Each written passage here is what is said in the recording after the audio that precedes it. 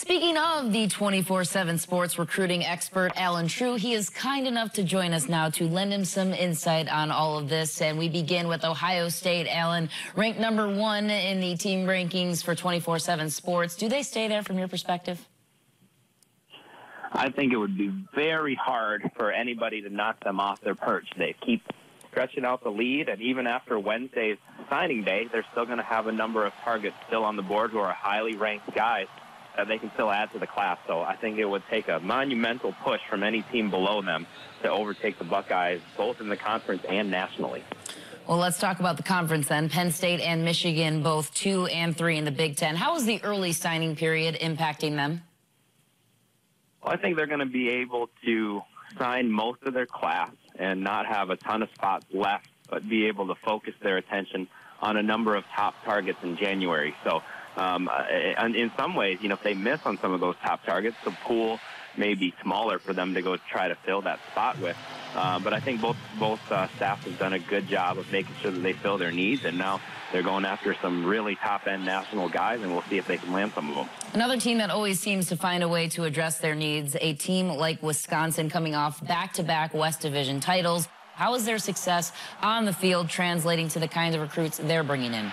Well, they have a really good class. It may not show up in the rankings as much because they have a little bit of a smaller class, but I think that's a testament to how much they're able to retain their players. You don't see a lot of guys leave or transfer out of Wisconsin. So a relatively small class, but a really good class in Michigan in particular. They were able to come in and actually beat a lot of other Big Ten schools out for some top recruits in the state of Michigan. They have a 4-star guy coming in from Illinois, so they were able to spread it around, and of course they kept it in state as well. They have several highly ranked native Wisconsiners coming in the class. So a good Wisconsin class may not show up in the rankings, though, just because they're going to sign a smaller number than some of the other schools in the conference. Wisconsin always flying under the radar, but they always find a way to find those hidden gems, especially in the walk-on department. How about a team like Nebraska, just hiring a new coaching staff, Scott Frost coming in with only 11 players committed? So with the early signing period coming up for a transitionary program like Nebraska, how frantic will these next couple of days be for him? It'll be frantic, and I think it's already been frantic. I think he had barely had the job for an hour before he had offered his first recruit as the head coach of Nebraska. And I think at that time he had only 9 commits, so he's added some guys to the class. Still trying to keep some kids on board that were committed before he came in, but they were able to land some big-time recruits. Adrian Martinez was that first recruit that he offered, a quarterback from out in California. He ended up committing this week, so they're starting to build the class more. They have a bunch of official visitors coming in this weekend.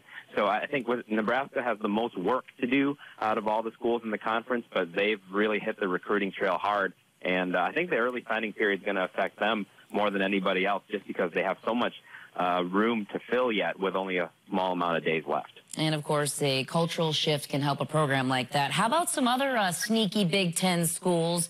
Which schools, in your eyes, are receiving a little bit of a boost on the recruiting front? Well, Maryland continues to be a surprise. I think we named them as the surprise last year. And this year, once again, after Ohio State, Penn State, and Michigan, Maryland's 4th in the conference. They have 3 4-star guys committed in the class. And T.J. Durkin is showing that he can keep top talent in that DMV area at home and is recruited really well. Michigan State's there at 5. I think the season that they had, you wouldn't have necessarily predicted them having a great class this year coming off of last year. They had an excellent season, and that has certainly helped them on the recruiting trail. They're going to sign likely a top 25 class, and Minnesota's just outside the top 25. This is P.J. Fleck's first full class, and they have some outstanding talent.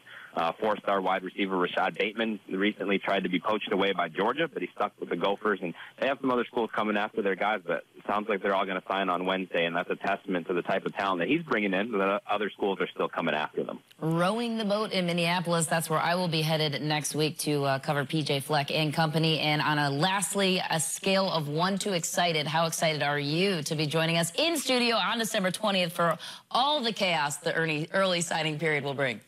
Oh, I'm excited +1. It's always great to get back on the air with you guys, but it also means that I'm going to get some rest in the days after that. All right. I'm sure it's going to be a busy time. Alan, thanks so much for the time. No problem. Thank you.